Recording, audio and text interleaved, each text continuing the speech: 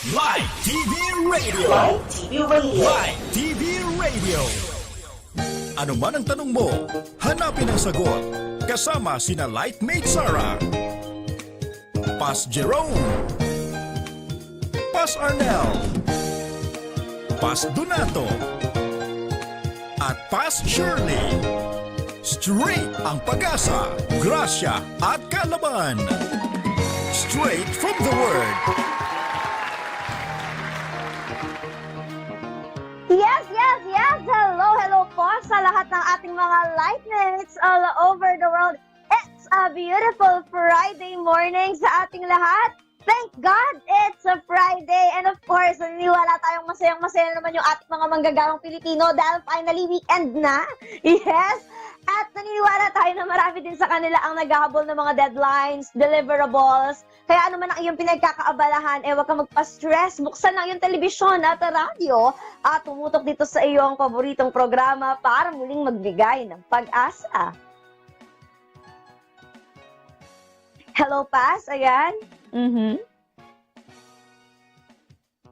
Ayan, hello po. Ayan.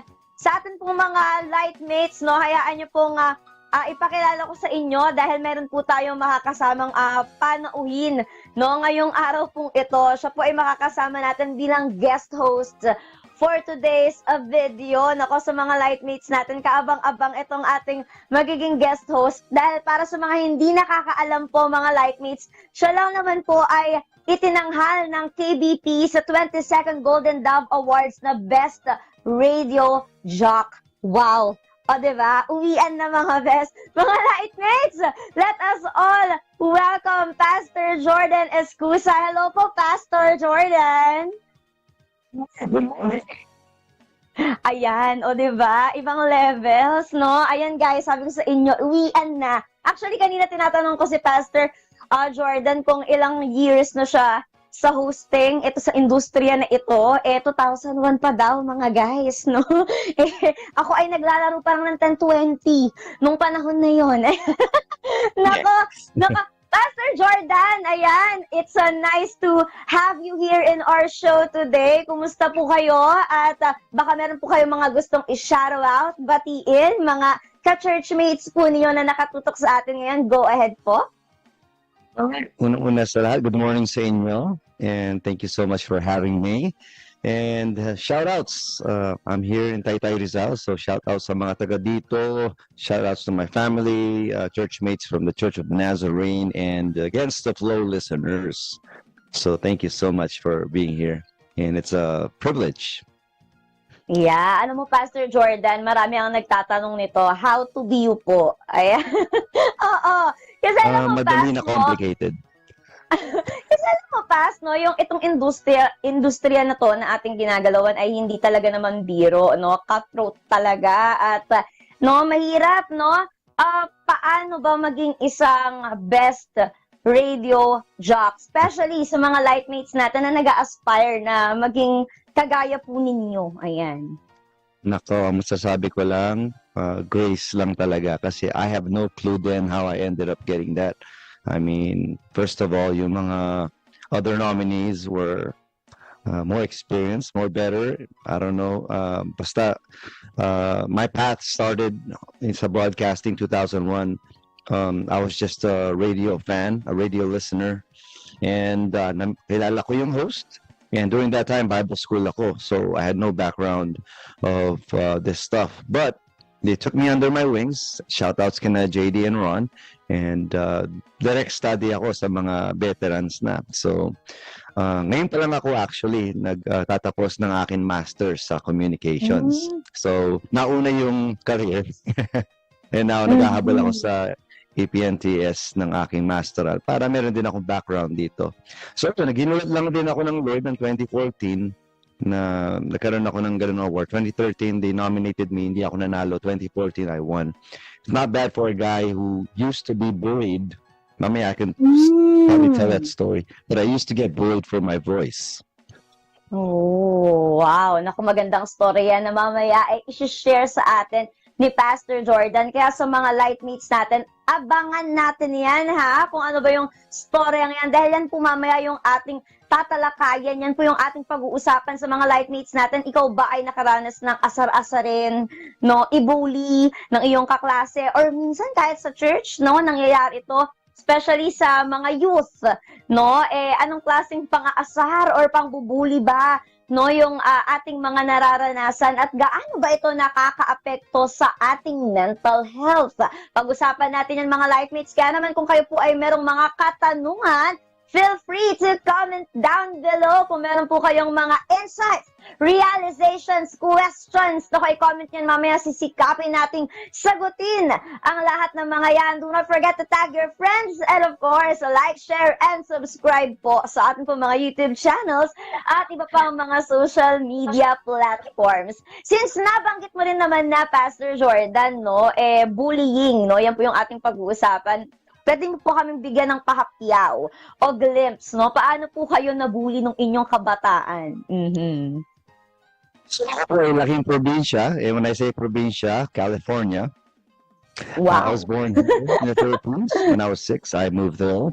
And I studied there grade 1 to 6. And I think it was, well, I came there with 0 English. And then pagdating ng second grade, marunong na ako mag-English. And then pag-uwi ko dito sa Pilipinas, yung Tagalog ko naman yung nag-suffer. And so when I was, I think, grade 5, I think that's when it started, that people started making fun of me. 2 things meron akong something sa itsura ko that they made fun of. Meron akong isang nunal sa ilong na ngayon, it's barely visible. Pero as a kid, maybe yung ilong ko maliit lang kaya kitang-kita. Pero now that I'm a grown man, you barely notice it. So sinasara ako na Boogerman, may kulangot. So kids will be kids. And then later on, they started making fun of my voice. They said I sound like a robot. So yeah, that's what happened. But I have a cool story that I would like to share kahit mamaya na about how that has gotten me money. I mean, nanalo ako ng malaking halagang pera. Salamat sa mga nang bully sa akin. So, kung nabully kayo, malay nyo kayo din ay manalo din ng malaki-laking premyo later on in life. So, I would say, I'm not really a victim of bullying, or I chose not to be a victim, but I chose to be like a good result or a product or a victor rather than a victim. Wow. Sabi nga nila, turn your weaknesses into strengths, di ba? So, ito yung malaking patotoo, no? Yung kwento ni Pastor Jordan na yung mga ginagamit sa ating pang-asar o yung mga weaknesses natin, pwede nating i-turn into strength, no? So, sa mga lightmates natin, I hope nakaka-relate kayo. Ako naman, no?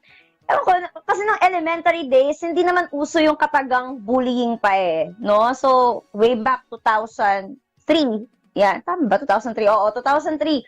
Pero mga elementary days ko yung 2003. Hindi pa ganun kauso yung salitang bullying, o baka di lang ako familiar. Pero more on pang-aasar, yan, inaasar ako ni ganito, mama, ganyan. So, ang usual na inaasar sa akin noong ako ay elementary, kasi nga maliit ako, pandak. And then, dahil marami akong peklat noon nung bata ako, kasi mahilig akong magkamot kapag may mga hagat ng mga mosquito. So, nagkakaroon ako ng mga peklat na black. So, inaasar nila ako, tigjijis. Yun yung asar nila sa akin. Pero, dahil strong kasi yung personality ko sa klase, parang hindi ko hinahayaan na bulihin ako ng mga kaklase ko. Parang patola ako So, nagre-rebut ako. Parang, ano naman, kung marami akong peklat, hindi naman kayo matatalino. Ganon. May ganon ako. May rebut talaga ako. Hindi pwedeng wala. Ganon.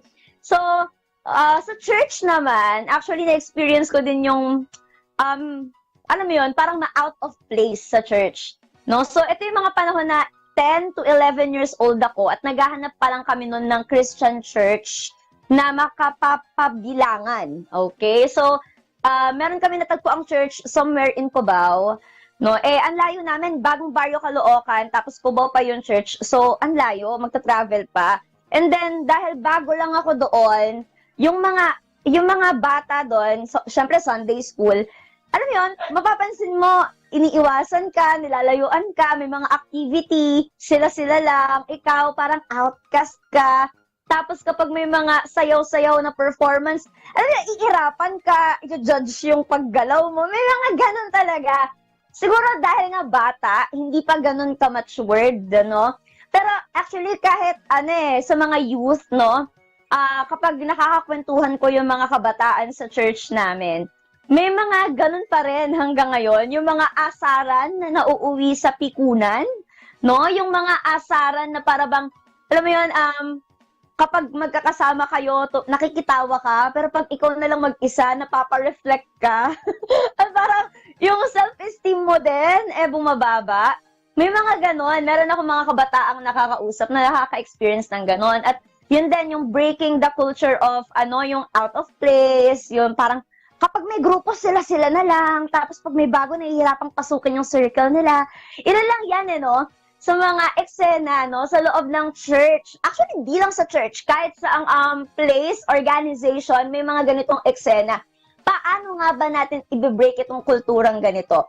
Pag-uusapan natin yan ngayong araw na ito. Kaya naman, without further ado, let us proceed to our topic for today.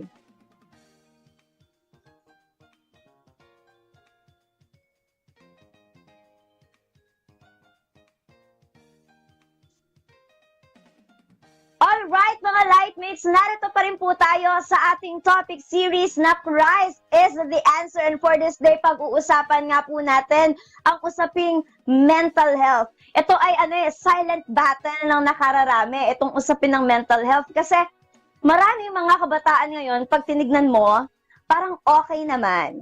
Pero, deep inside, pag sila ay nakausap mo, they are lost, they are broken inside, no? Kaya mahalagang ma-address itong talakayan na to, itong topic na ito na ating pag-uusapan ngayong araw na ito, no? At alam nyo ba guys, no, na hindi lang ito nangyayari sa school, no, sa office, may bullying din na nangyayari, even sa church or sa ministry, may mga ganito din pala. Nako, Pastor Jordan, pag-usapan natin yan. Paano nga ba natin mabibreak itong kultura na to na bullying, no? Lalo na sa loob ng ministry.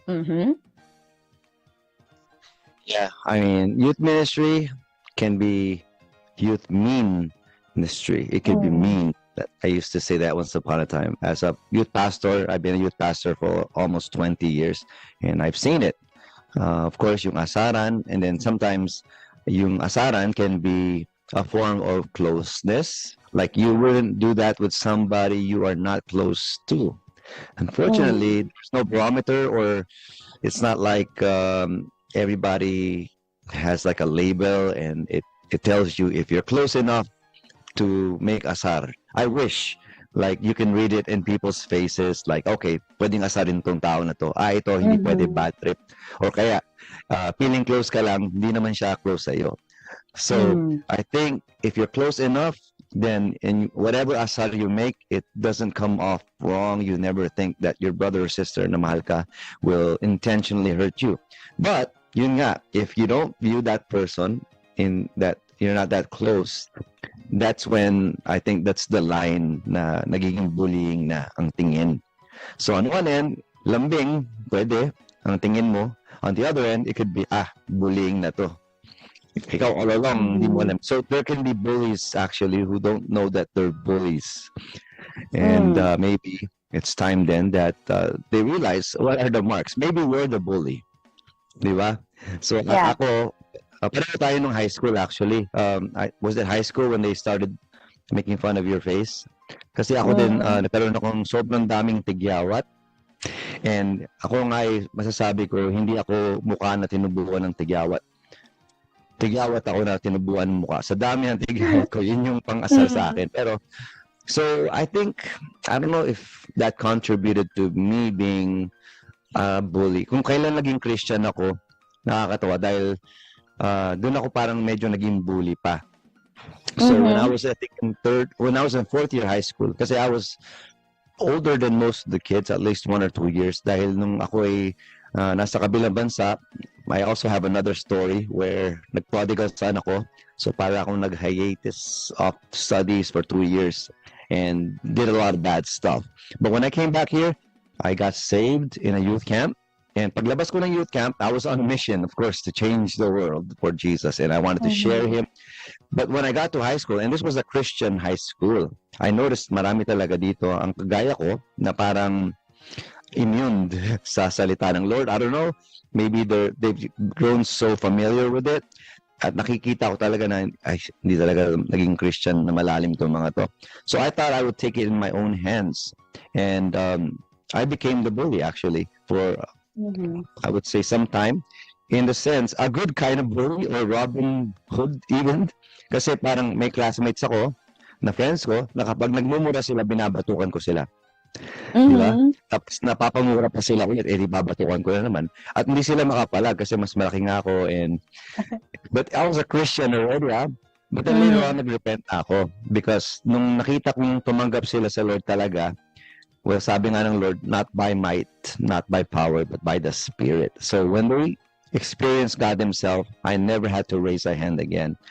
But then, I guess those are the things that you have to look out for. It happens anywhere, workplace, church, school.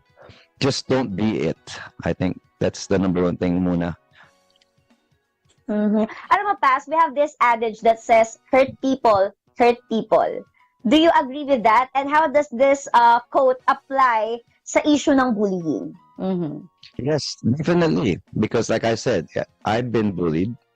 And so later on, siguro ang nangyari, bully people. So even if naging Christian na ako, then I started doing that. You know, marami kang hurt. There's another saying that goes something like, if you don't forgive those who hurt you, you will beat on those who love you or you know, who are doing good sa iyo.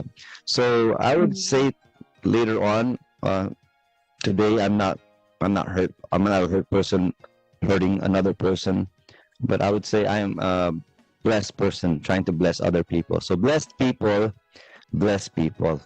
Alam mo, meron nga rin akong nabasa na the heart of the problem is the problem of the heart.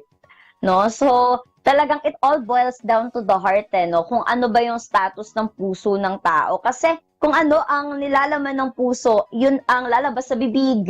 And of course, magre-reflect sa ating mga actions. No? So, napakahalaga niyan. At talaga, no, totoo na nagsisimula din sa loob ng tahanan, no? Sabi nila, no, marami daw yung mga bullies, no, na naging ganun sila kasi hindi nila na-receive yung much attention na gusto nila, na kinakailangan nila sa loob ng tahanan. No, do you subscribe to that idea, Pastor Jordan? Kasi bullying can even happen at home.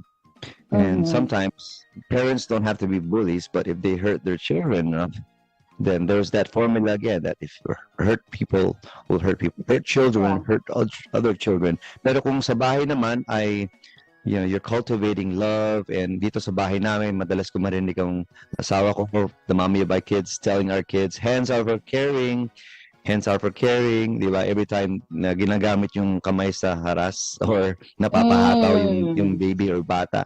So, I think it starts in the home talaga, and whatever, it's like the heart. Whatever comes, the abundance of the heart, the mouth speaks.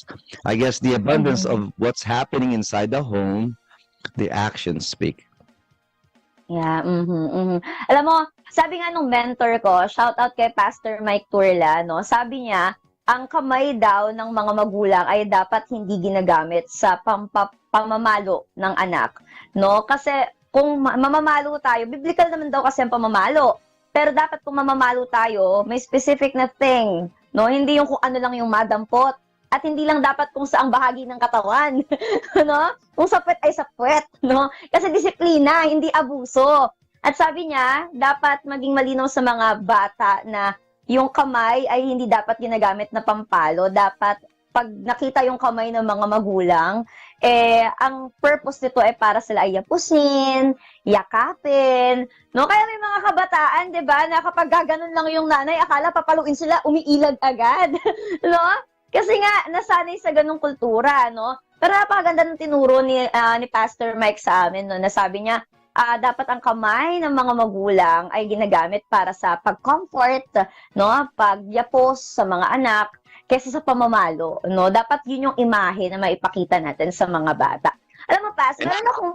Partner, I mean, even worse, some parents they may say I never hit my child, never touched them, but verbally can be as damaging. So if you tell your child, yung mga pinapalo, pero yung pananalita mo sobrang sakit, that could even do more damage. And I wouldn't be surprised if a lot of the kids, yung mga nagmumura, di ba? They heard it from their parents or minumura din sila. How many, if there should be a research somewhere out there, na what is the percentage of cursing children have parents who are also cursing. So it's just like yung mga parents na may bisyo, nagiinom, nagiyosi, na pwedeng imana, ipasa.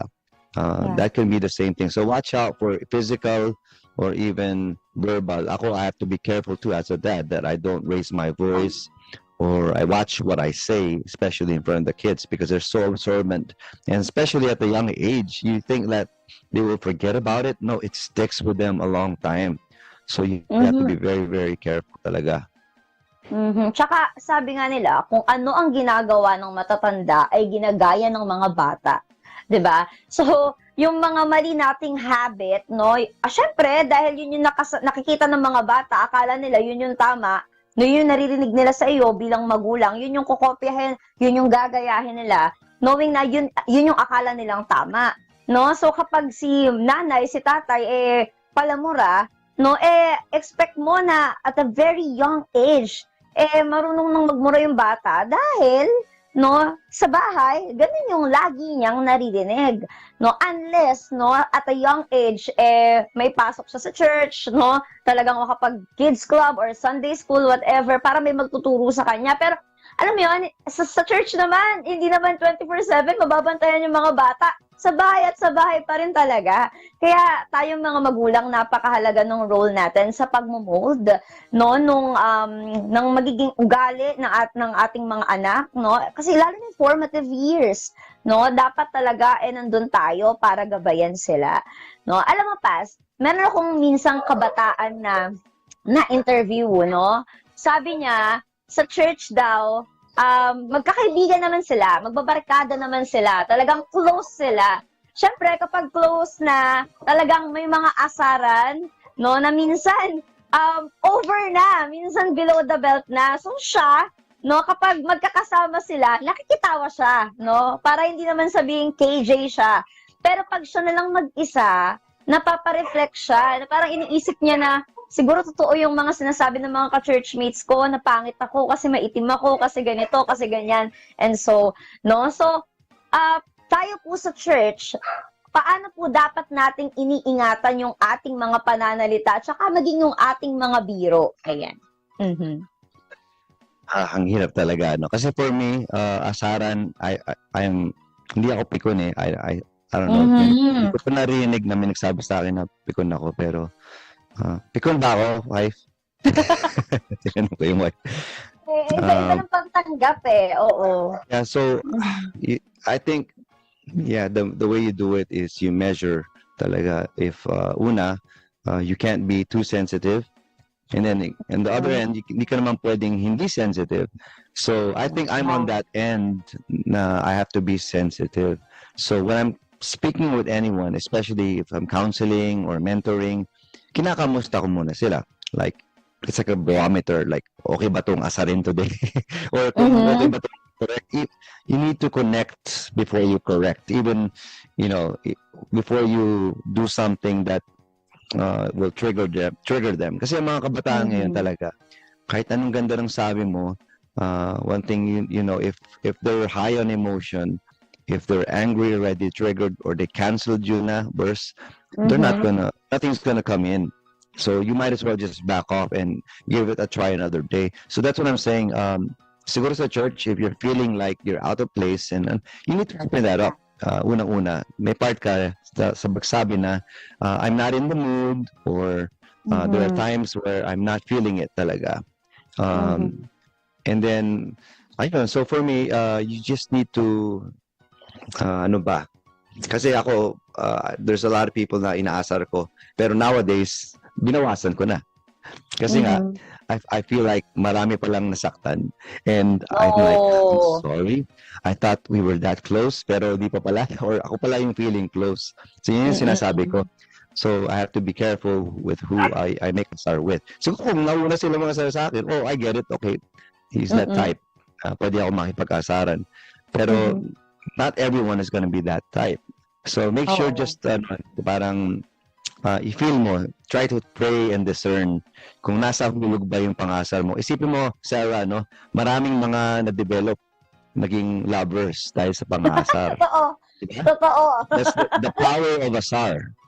So, can you imagine, kung may effect ang pang-aasar na kayo ay magkatuluyan, baka meron din effect ito na kayo ay magka-asaran, magkagalit talaga, maging enemies. Ano? So, that's the opposite end naman. Kaya kailangan maging sensitive din tayo. Hindi basta-bastang binibitawan yung mga ganitong klaseng salita, no? Preno-preno din, mga ayan. Pero, eto Pas, no, nabanggit mo na rin kanina, yung pagkakaroon ng out of place, lalo na kapag may mga bagong members na pumapasok sa simbahan.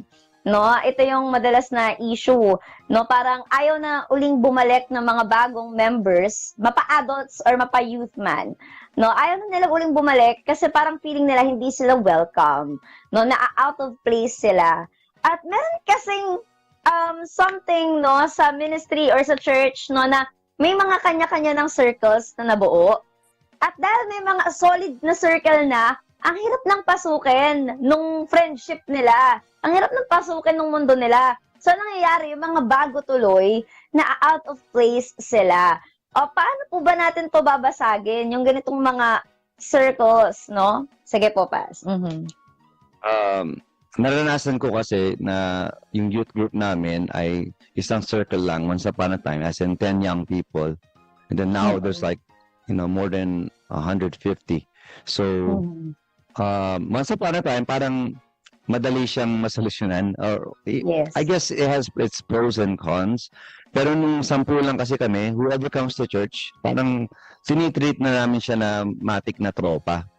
Na kung saan kami pumunta kasama namin. So kahit kami meet lang namin, halimbawa there's a time na may na-meet kami na special person, na special child, parang ganun, na nagja-jogging lang kami tapos nag-devotion kami, naki-sit in.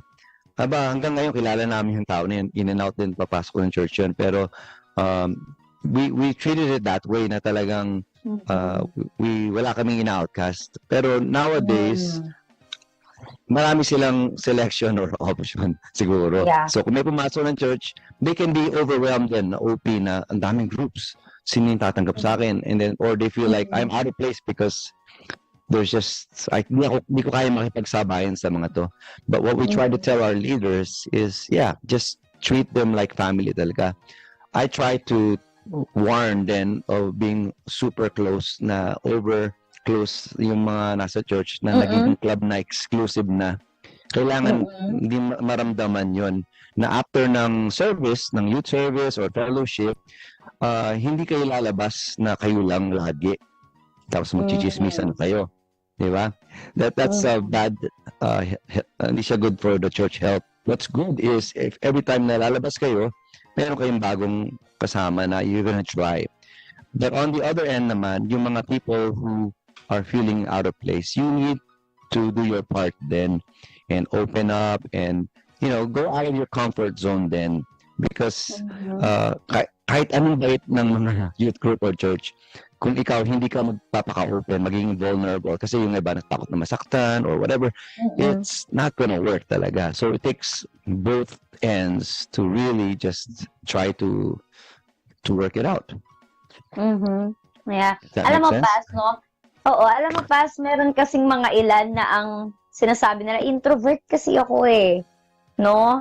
Sila kasi naiingay talaga. Lalo na yung mga youth natin sa church, no? Talaga, hello! Ganyan. Anti-social, social club.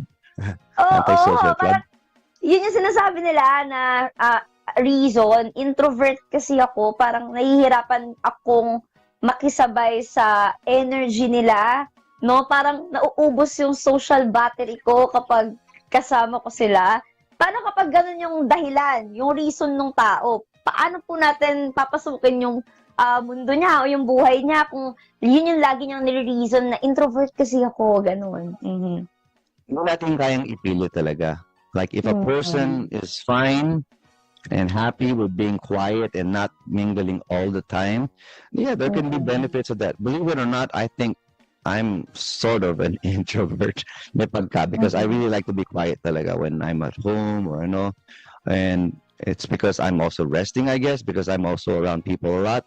Pero kung ikaw ay introvert and you feel like sasak out yung energy mo and you don't mingle, wag ka naman magreklamo na out of place ka.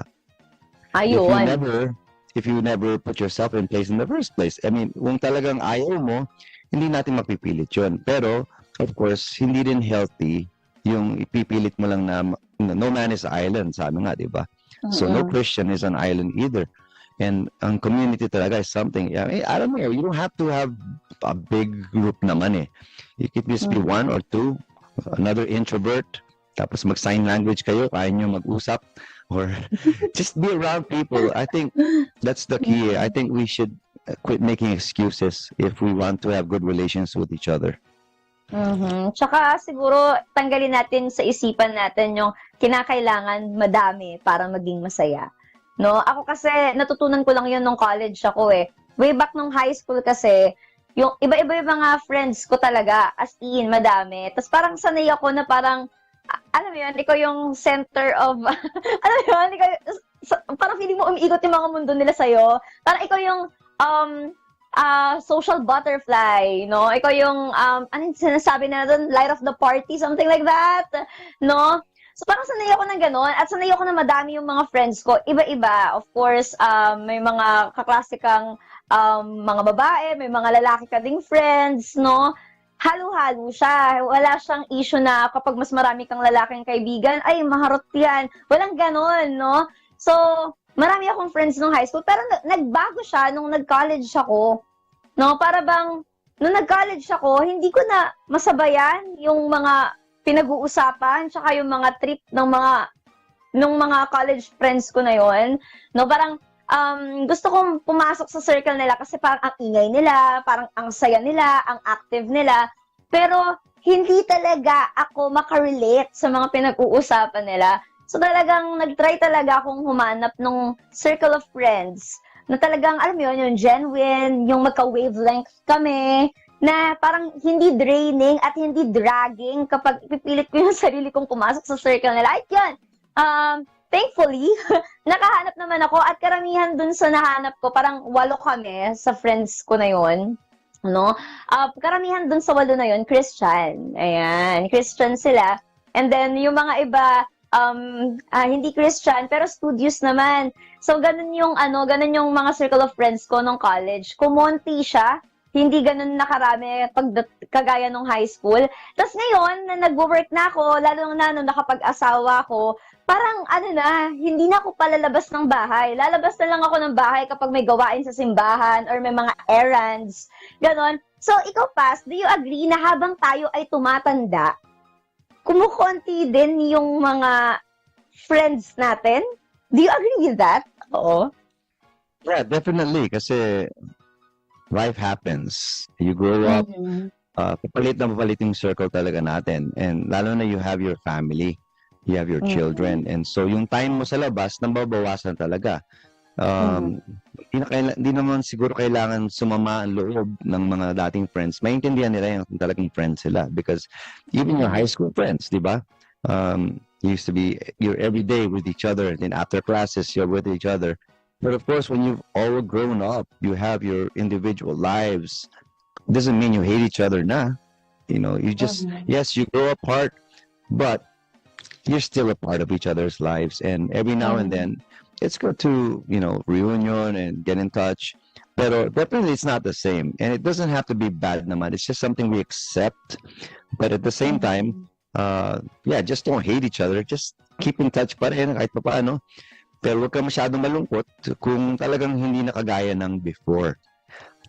Basta mahalaga siguro, you have people in your lives, and you have, whether you're inner circle, and then there's people outside there that every now and then, regardless of ganong kakonti lang yung time na na-spend mo sa kanila, they are people who matter and who you matter to. Yeah, totoo yan, no? Kasi alam mo, napansin ko yan parang as we age, parang kumukonti ng kumukonti yun dun sa circle na yon. At although konti siya, talagang ito yung mga few trusted and genuine person talaga na nakasaksi ng buhay mo at nakasama Yeah. mo through thick and thin. Talagang andun sila. So, Consider yourself blessed. Parang yeah. Pasko. As one realization as I grew older is this: the older you get, the less gifts you get, and the more you give.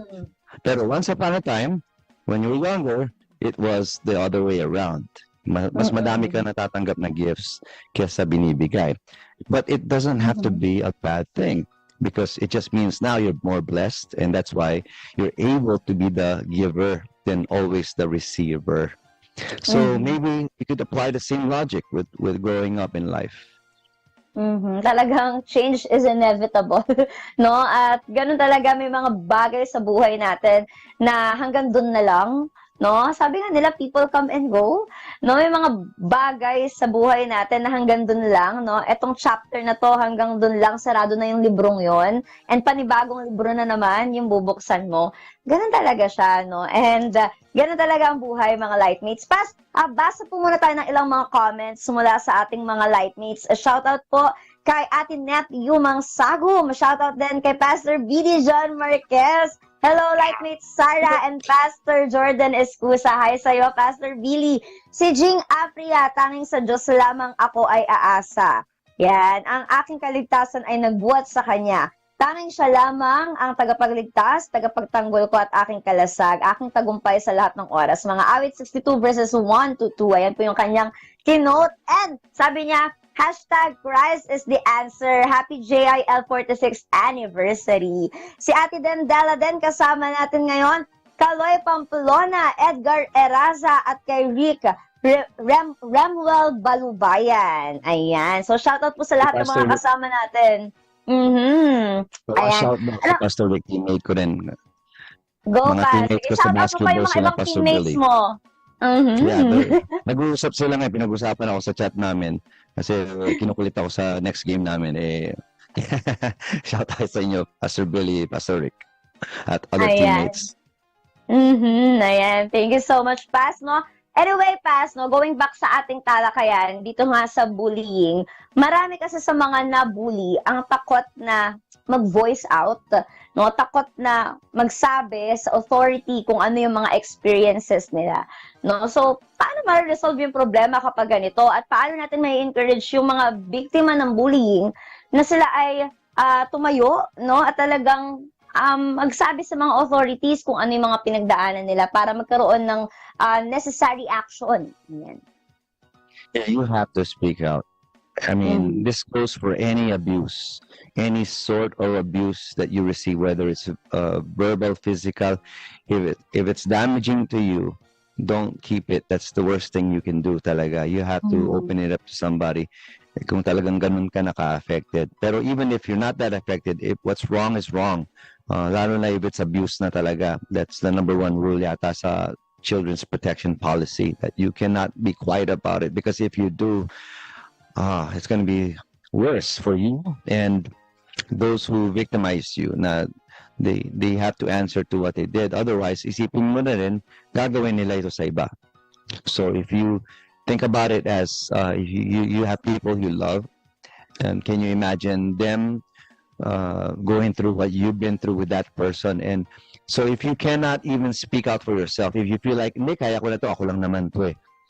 Well, think about your loved one who might be the next victim of it. And that's why you will not be silent about it if you saw your loved one getting abused or hurt. So you have to, please, you have to give it a chance or a shot to tell somebody about it who can help you, because there's always help.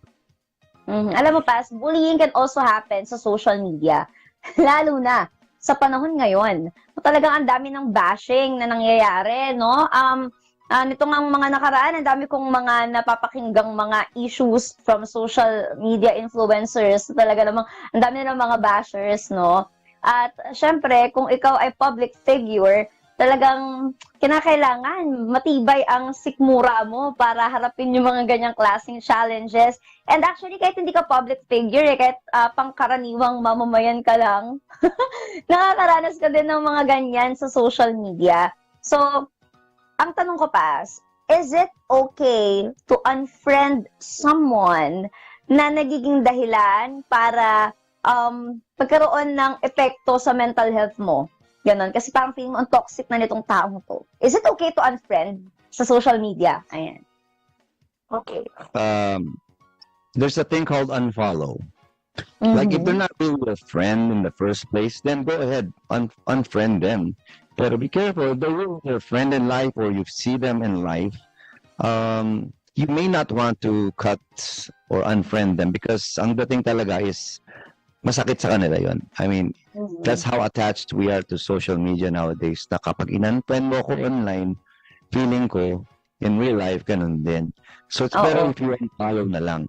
Para hindi rin nila alam, kung natotoxican ka na talaga sa tao na yun, unfollow mo na lang.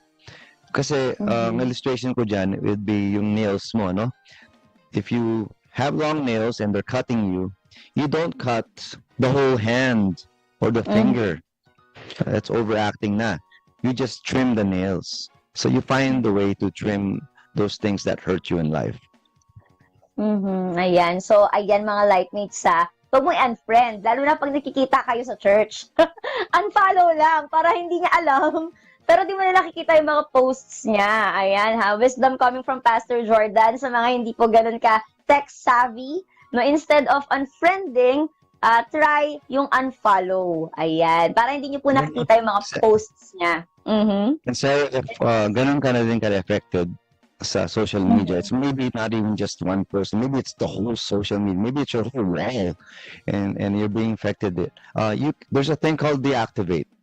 There's a thing called, you have options. Social you don't have media to go detox. online. Parang ganon. Yeah. You don't have to go online. Mag-fasting ka lang sa social media. Kung ganun ka talaga affected. Take a break from it. Take a social media break. Hindi pinagbabawal yan para to take care of your mental health.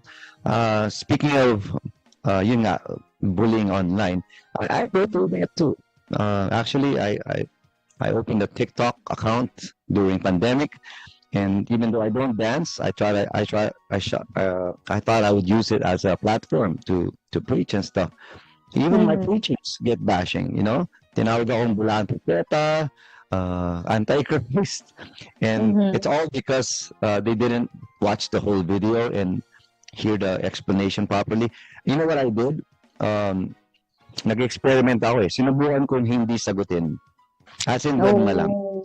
Kasi that's how trolls work sometimes. The more you engage them, the more they will engage back. Kasi wala silang magawa. Yun lang yata ang ginagawa nila online, mag-bash, mag-comment. So the more na pinapatulan mo, magdadami pa yan. Pero if you subukan mong matras, halimbawa yung sinabi ko sa iyo na I'm getting a lot of views for this one video clip, and rather than sagutin ko ang bawat isa, I let them delete it once they realize that they were in the wrong and were assuming na whatever they jumped into the conclusion at. And then at the same time, yung mga other trolls or comments that tell them, yan yung sinabi ng hindi tinapos yung video or hindi inintindi ng mabuti. So, parang ganun talaga. It's like the wild, wild west on the online. Parang walang pastor-pastor dito. Everyone is the same here. But, yeah, we go on the social media. For me, it's better to be the detox than the one who's toxic. So, meron pa akong advice na wag ka na maging toxic. Ang dami ng toxic sa online. So, you don't have to react to everything. Stop complaining. Be thankful. Yung mga post natin, hindi puro kung ano yung kinaiinisan mo, kung sino. Every month, meron tayong meme na character na... Yes, yes. You know? And so now these people are social media influencers na love ng online community, and in one na nakabidyo sa sarili, the whole internet world turns against them. So yeah, it's the kind of world we live in, but like I said, take care of yourself out there. Pero Pas, when to speak up and when not to speak up? Kailan? Yeah, yung for me, at first, sabi ko, nag-experiment din ako on my Facebook page. Palay ko, Jordan Escusa. Kasi when I reacted to a certain incident, for instance, back then, on the brawl, Gilas versus Australia ba yan, yung nagsuntukan. Tapos, I'm a basketball fan. Tapos, pinupoint ko sa post na yun, we're basketball fans, not boxing ang pinapanood natin. So, I gave my 2 cents on it. And, during that time, I think I had an episode on the radio then where I was talking about bullying. So, it was a perfect time to social experiment, kumbaga. And sinagot ko talaga lahat. Ang point ko din, this is my page. Di ba? Di ko pinipilit sa inyo na pumunta dito. This is my wall, kumbaga. Kung pinost ko to sa wall niyo, by all means, you can say whatever, but you're on my roof, you're in my page, my house. No one asked you to come here. And, so if by letting them talk like that, I felt like, well, I was being disrespected. So talagang sinagot ko. But, ang natutunan ko noon is, it is exhausting. It is draining. And so, on one end, you feel good dahil you let it out, you lashed out, you vented. Pero ang tingin ko, ang praying is better than venting. Because ang venting is like just throwing up. Sumuka ka, you feel good because you threw up. But are you better? You're not. That's not the cure. It just shows that you're not better yet when you're throwing up. So for me, the better approach that I realized is, you just got to be more chill. Back off. Don't react. Later on, ang social media talaga, pag-aaralan din kung yung do's and don'ts, you learn. So, I've learned it's better to just be silent. Na, halimbawa, nabash ka. Last month ba 2 months, nabash din ako ng isang page sa event namin. And talagang feeling ko, God was giving me the go signal to call out yung mga nagbabash. Kasi sabi ko, kung ako lang yan, okay lang eh. Pero yung friend ko na, yung church na parang inuokray eh. So, inasal ko din, inano ko rin the same asal na binato sa amin. And then one of my friends, the pastor said, take it off, nagpaabot naman ako. That's how you know who your friends are talaga. Yung mga tunay na kaibigan mo, marunong mag-awat. At ikaw naman, magpapaawat ka. So I thank God for friends like that. So social media, don't treat it too seriously. Because again, we're talking to a cartoon sometimes, or a meme. I have this rule, if it's not the profile picture, if it's not the real person, don't talk. Because you're just talking to a meme or a cartoon fictional character. So even that persona is fake, they just want you to engage because a lot of people are bored online. So don't be that person and try to comment at everyone. Tama, oo ganun talaga. We're not everyone's cup of tea and we just have to accept it. No, may mga tao na hindi ka talaga magugustuhan kasi ikaw yun. Ganun talaga sila. And if you're praying for a bigger platform so you could be a voice for the Lord, by all means, pray for that. That's good. But be ready talaga. Ang natutunan ko, the more engagement, the more bashers, the more following you will get. If you only get likes and good comments, ibig sabihin lang yan, small lang yung network na nare-reach mo. But I realized every time I make a viral post na umabot na ng hundreds, thousands, inaabangan ko na, okay, anytime darating na dyan na other side of the spectrum. And you just have to go for it and accept it and with a smile. Parang ganon. And then if you're tempted to react and comment, pray, then the Holy Spirit will say, no, back off, and then makinig ka. Pero the good news naman sa akin is, halimbawa yung video na yan, for every 10 bashers na nag-comment, I get 5 new followers. Diba? So parang, so there's blessings. Sabi nga ng friend ko na influencer din, that's the funny thing about social media, like, even if you get negative, that's still engagement. Parang Hollywood lang daw, di ba?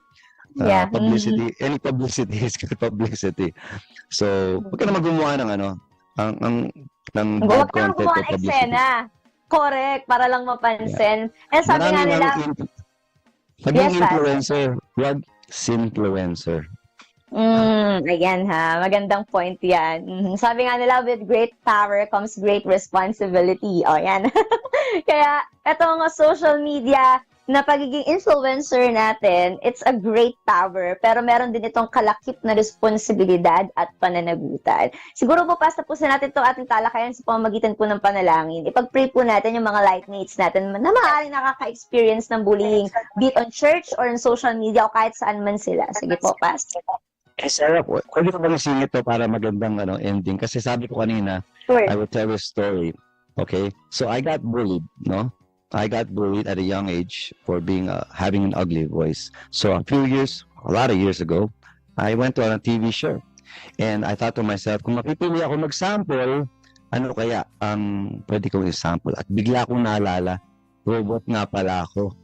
So that day, nag-sample ako ng Optimus Prime, yung sa Transformers, at nanalo ako ng 20,000 pesos. Oh. Yes. Maraming salamat sa mga nang-bully sa akin dahil sa kanila na-remember ko na kaya ko palang mag-transformer. So, yeah, I mean, if you got bullied in life, parang the lesson is, maybe in the Bible, it's written there, there's a song that goes, you take what the enemy has meant for evil and you turn it for good. I think that came from Genesis when God will bless those who bless you and curse those who curse you. Or even, I think it's Joseph, si Joseph pa pala. Now, you tried to do me harm, but God intended it to be good. So whatever bullying you get in life, whatever bad you get, don't forget that God has that power to just turn it around, and you don't have to be a victim, but you can be a victor. So yun lang po yung gusto kong i-encourage sa atin lahat. You don't have to be, our maker will make anything that breaks. Ganun.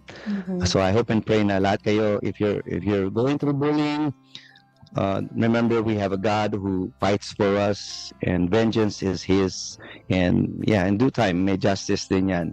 And if you're the bully, repent ka na. Okay? Ayan. Nako, thank you so much, Pastor Jordan. Maraming salamat po sa inyo pong pagpapaunlak na kayo po ay aming makapanayam ngayong araw na ito. And of course, sa mga lightmates natin na nakasama natin ngayon at tumutok po dito sa ating talakayan. Once again, thank you so much, Pastor Jordan. I pray na hindi po ito ang una at huli at makasama pa po namin kayo sa mga iba pang episodes sa mga susunod na panahon. Thank you so much, Pastor Jordan. Ayan. Muli, mga lightmates, thank you so much po sa inyo pong pagtutok. At ako po ang inyong lingkod, Sara Lagsac-Arsenio, na nag-iwan sa inyo ng isang mapagpalang araw na puno ng pag-asa. Nag-uuma po na grasya at siksik na kaalaman. Sama-sama tayo, dito lang yan sa Straight from the Word. God bless you all. See you tomorrow. Bye!